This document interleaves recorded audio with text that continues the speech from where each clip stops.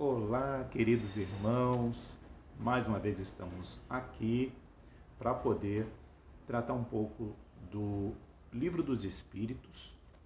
Hoje, no capítulo 10 do livro terceiro, dentro desse capítulo, que trata sobre lei de liberdade, nós vamos falar sobre a fatalidade, ou seja, aquilo que é inevitável que vai acontecer, não é?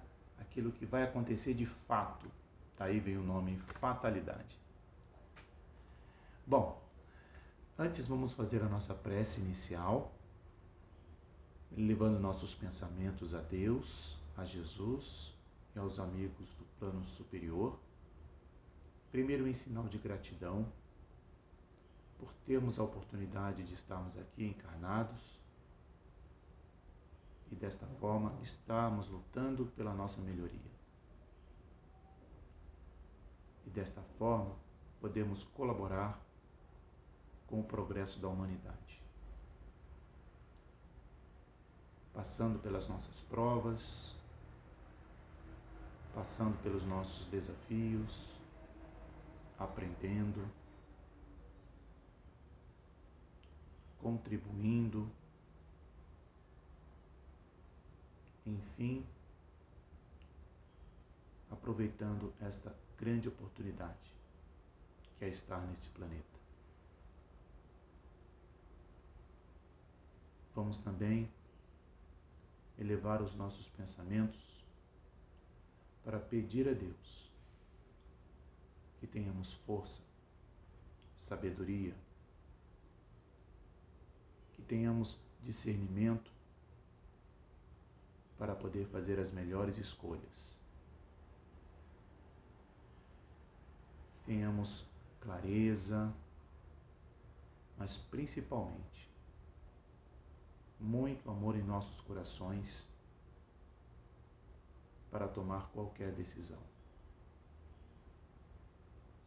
E também, Senhor, elevamos nossos pensamentos para reconhecer a Tua grandeza, a Tua superioridade, reconhecer o quanto o Senhor nos ama e que a partir daí nós tenhamos força, confiança de que tudo que nos acontece é para um propósito maior. Que Deus nos abençoe a todos. Nosso grande Mestre Jesus também nos acompanhe em nosso dia a dia e os nossos amigos espirituais possam de alguma forma contribuir para o sucesso dessa jornada. Que assim seja. Bom, então vamos lá? Fatalidade. O que Kardec queria perguntar aos espíritos sobre a fatalidade, sobre aquilo que é inevitável? Vamos ver a pergunta 851. Há uma fatalidade nos acontecimentos da vida, segundo o sentido ligado a essa palavra? Ou seja, literalmente, quer dizer, todos os acontecimentos são pré-determinados e, nesse caso, em que se torna o livre-arbítrio? Ou seja, para que serve o livre-arbítrio se algo já está pré-determinado? O livre-arbítrio não quer dizer que nós vamos fazer as escolhas e com isso nós vamos alterar o rumo da nossa história ou da história daquilo que está à nossa volta? Para que então o livre-arbítrio, se tudo está pré-determinado? Esta foi a pergunta de Kardec aos espíritos. Vamos ver aqui o que eles responderam. A fatalidade só existe no tocante à escolha feita pelo espírito ao se encarnar, de sofrer esta ou aquela prova. Então, no planejamento encarnatório, os espíritos já determinam aquilo pelo qual eles devem passar. Nesse caso, sim, há aí uma fatalidade. Irá acontecer aquilo que houve essa programação. Ao escolhê-la, ele traça para si mesmo uma espécie de destino, que é a própria consequência da posição em que se encontra. Falo das provas de natureza física, porque, no tocante às provas morais e às tentações, o espírito, conservando o seu livre-arbítrio sobre o bem e sobre o mal, é sempre senhor de ceder ou resistir. Olha essa informação muito marcante dessas explicações. Porque, olha só, ele fala das provas de natureza física. Então, aquilo que se refere a problemas relacionados à nossa saúde, por exemplo, a acidentes. Olha só, tudo aquilo que tem relação com as questões físicas. Perder alguma coisa que seja importante para a sua vida, não é? Então, ele deixa muito claro, falo das provas de natureza física, porque no tocante às morais e às tentações, o espírito, conservando seu livre-arbítrio sobre o bem e sobre o mal, é sempre senhor de ceder ou resistir.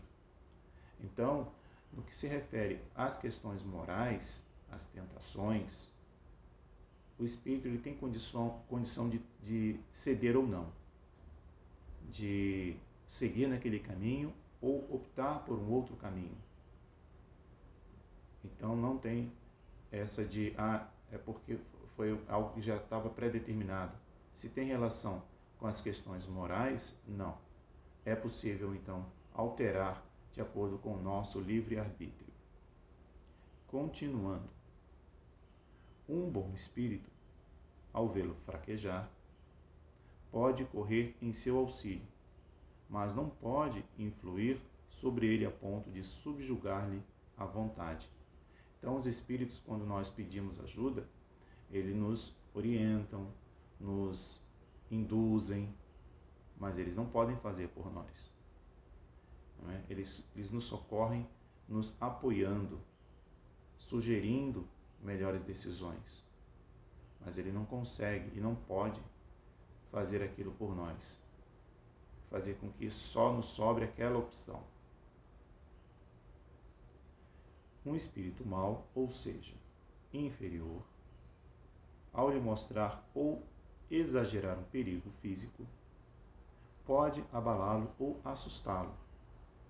Mas a vontade do espírito encarnado não fica por isso menos livre de qualquer entrave. Mesma coisa é o espírito mau, o espírito que sugere algo de ruim. A gente também tem a opção de optar por seguir esse caminho ou optar por seguir outro caminho.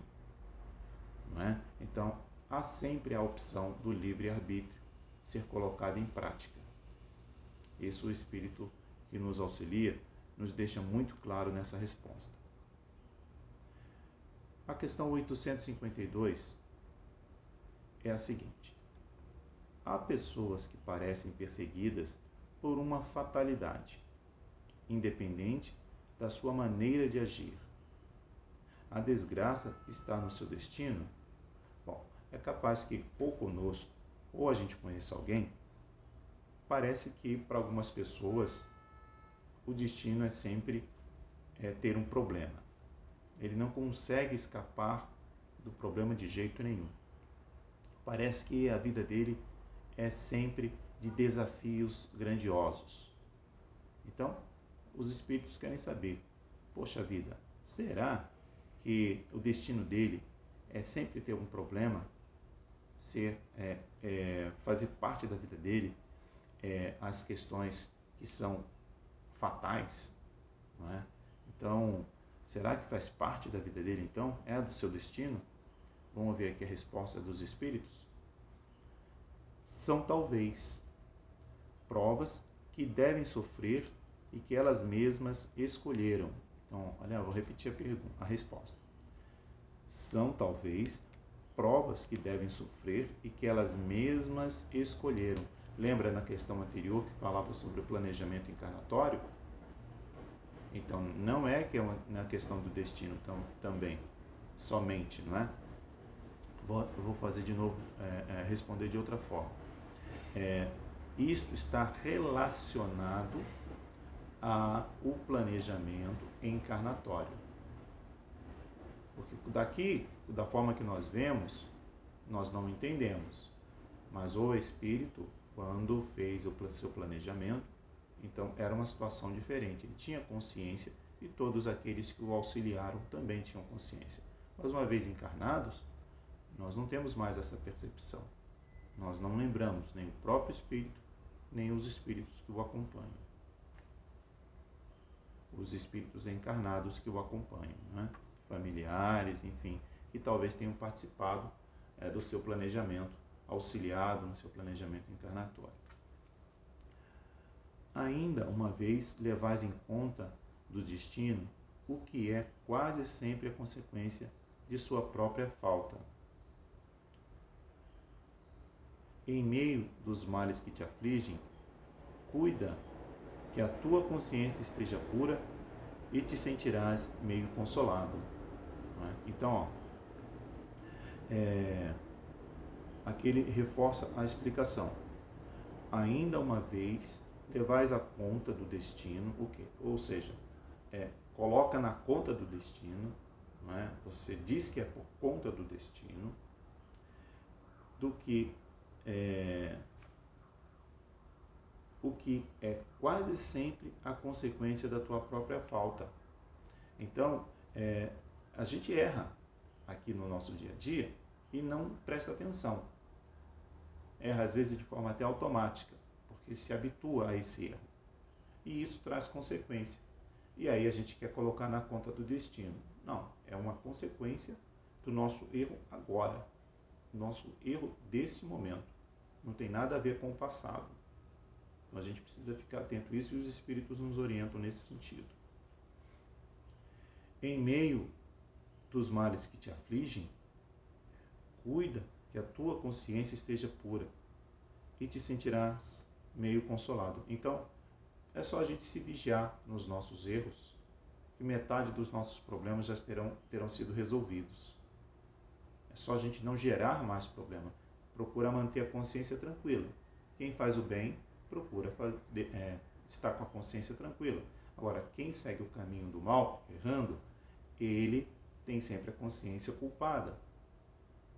Então, quem tem mais a consciência tranquila é quem procura fazer as coisas de forma correta ou bem intencionadas, certo? Então, também tem isso. Então, vamos lá. Continuando. As ideias, uma observação aqui. As ideias justas ou falsas que fazemos das coisas nos fazem vencer ou fracassar, segundo o nosso caráter e a nossa posição social.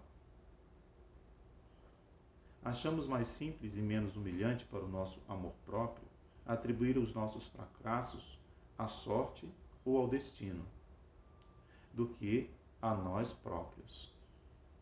Se a influência dos espíritos contribui algumas vezes para isso, podemos sempre nos subtrair a ela, repelindo as ideias más que nos forem sugeridas.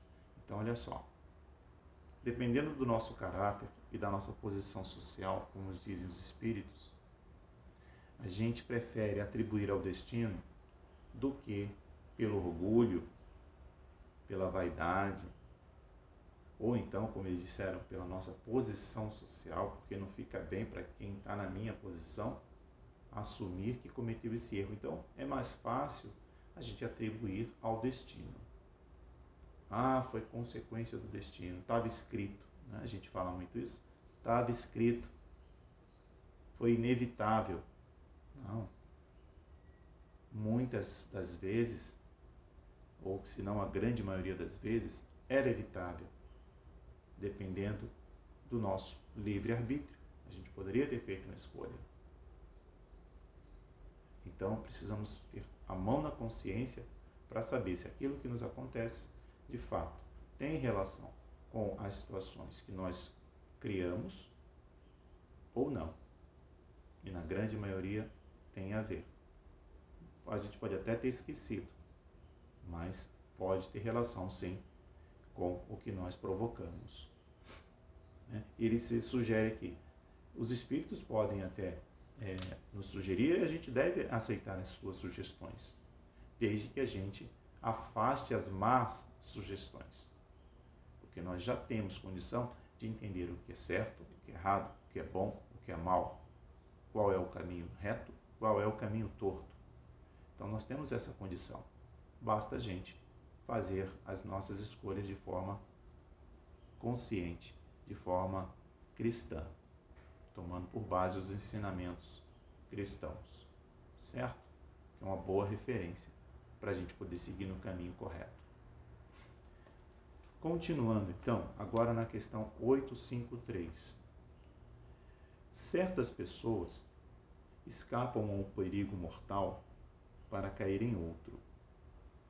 Parecem que não podem escapar à morte. Não há nisso uma fatalidade? Olha só essa pergunta. Muitas vezes a pessoa escapa de um perigo mortal e cai em outro. Certo? Então, ela consegue escapar de um perigo iminente em que ela ia perder a vida, mas, vamos supor, ela consegue atravessar uma rua e passou por um susto absurdo, não foi atropelada, por exemplo, por um ônibus, um caminhão, mas na própria calçada em que ela alcançou o seu objetivo, ela cai num buraco sem perceber e vem a falecer. Então ela escapou de um perigo iminente, que era claro, por muito pouco, mas caiu num buraco e acabou morrendo de qualquer jeito. Não há nisso, então, uma fatalidade? Aí vem a explicação dos espíritos. Fatal, no verdadeiro sentido da palavra, ou seja, inevitável, que era planejado, só um instante da morte. Só um instante da morte. Ou seja, vai morrer agora. Pronto, isso é fatal.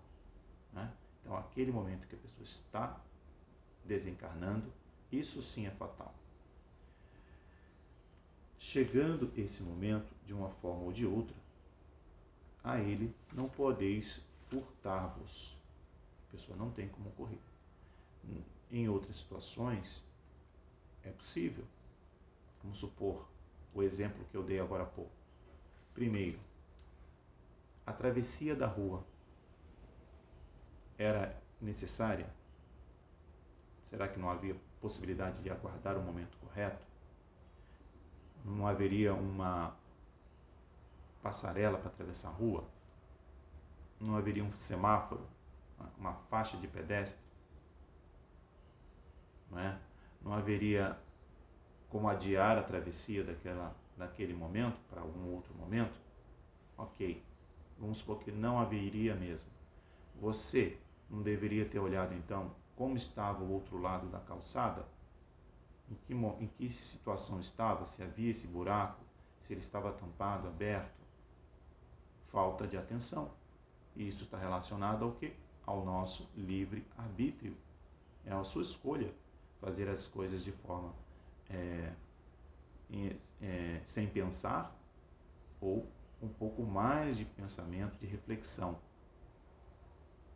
Então, talvez não seja o melhor exemplo. Podem existir aí muitos mas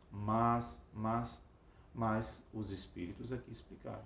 Existe sempre uma possibilidade de reflexão, decisão a partir do nosso livre-arbítrio. Mas fatalidade mesmo, só o momento da morte, só o momento do desencarne. Concluindo então aqui na questão 853A. Assim, qualquer que seja o perigo que nos ameace, não morreremos se a nossa hora não chegou? Olha, os espíritos são muito taxativos, olha só. Não morrerás. E tens disso milhares de exemplos. E é fato, né, gente? A gente não vê um monte de acidentes, por exemplo, em que carros contorcidos, por exemplo, carros contorcidos que a gente não sobra nenhuma peça inteira e a pessoa sobreviveu, né? Ou o motorista, ou o carona, enfim, ele é jogado para fora do veículo no momento do acidente, escapando daquela situação, e tantas outras, não é? Que a gente não vê, não fica sabendo, mas existem inúmeros exemplos desses casos. Então, aparentemente haveria chegado a hora, mas as pessoas costumam até dizer, foi Deus, não é? Porque não estava na hora. Deus não escolhe quem vai e quem não vai. Não é? A lei da justiça divina não permite isso. Deus fazia reescolhas. É porque existe, então, um plano encarnatório em que essa situação estava contemplada ou não. Mas, dependendo do nosso livre arbítrio, não é? Nós podemos aumentar as chances pelas nossas escolhas de ficar ou de partir, como o próprio suicídio.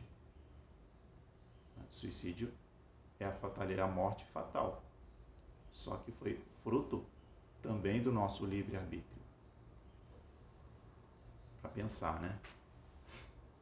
Então, concluindo a resposta dos Espíritos, eles dizem o seguinte: Deus sabe com antecedência qual gênero de morte, porque partirás daqui, e frequentemente teu Espírito também o sabe, pois isso lhe foi revelado quando fez a escolha desta ou daquela existência. Então, os Espíritos concluem aqui que Deus e nós, como Espíritos, né? Então, no momento do nosso planejamento encarnatório, quando ainda estávamos como Espírito apenas, nós tínhamos essa consciência e conservamos no nosso Espírito essa consciência de como, não é? Em que momento seremos desligados do plano carnal. Chegará o momento do desencarne. Então, Deus sabe com antecedência qual o gênero de morte, qual tipo de morte, porque partirás daqui. E frequentemente teu Espírito também o sabe, pois isso lhe foi revelado quando fez a escolha desta ou daquela existência. São essas as questões que tratam da fatalidade.